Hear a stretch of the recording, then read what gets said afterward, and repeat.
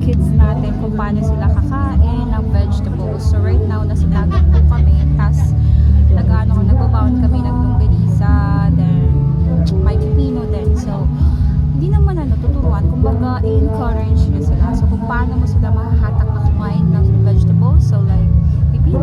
So right now, ay ginawa niya. So I have it here, one stick.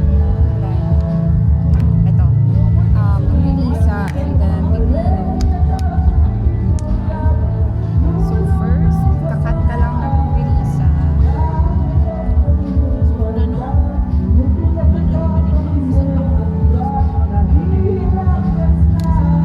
Tapos lagay natin yung pipino. Ito guys, ito po yung pipino po yan. So pipino, tapos gaganan na po natin. Tapos alternate na po sila dito. So dahil mama ka naman, pwede mo lang siyang kamay-kamayin. Tapos may iba na pipino, alternate mo lang.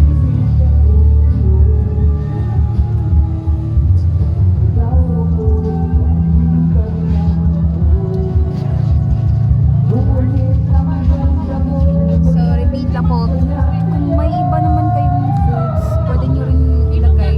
Tapos ngayon lang, ano lang ito sa amin. Kumbaga, ito lang yung kinakain nila lagi. Tapos ito, alternate lang po sila, pipino, tapos nung longganisa. I don't know guys if naririnig nyo ako. Gi-career na lang ako guys, akong vlogger. Guys, so may kasama po ako ngayon dito. Diliwi. Magic ta. Oo.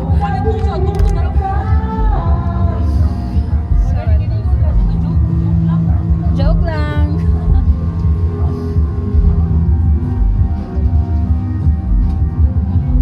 Tapos eto, alternate lang po natin.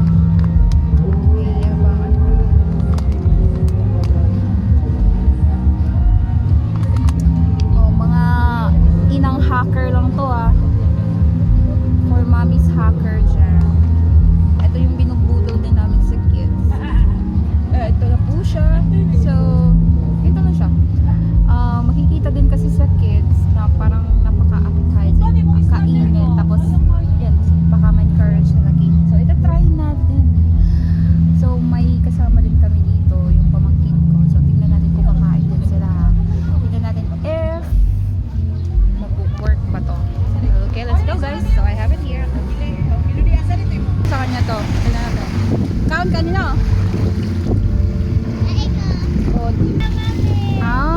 Very good. Oh, diba? Very good. Ano? Dali kaon sa doha. Okay. Oh, eto last. Oh, diba guys? So, eto yung mga mommy hacker over there. So, yun nga. Yun yung tips ko sa inyo. Pambudol nyo sa mga kids nyo. Diba? Kung hindi sila kakain ng pipino, try nyo rin tong gawin. Okay guys, so see you on next hacking video. Bye!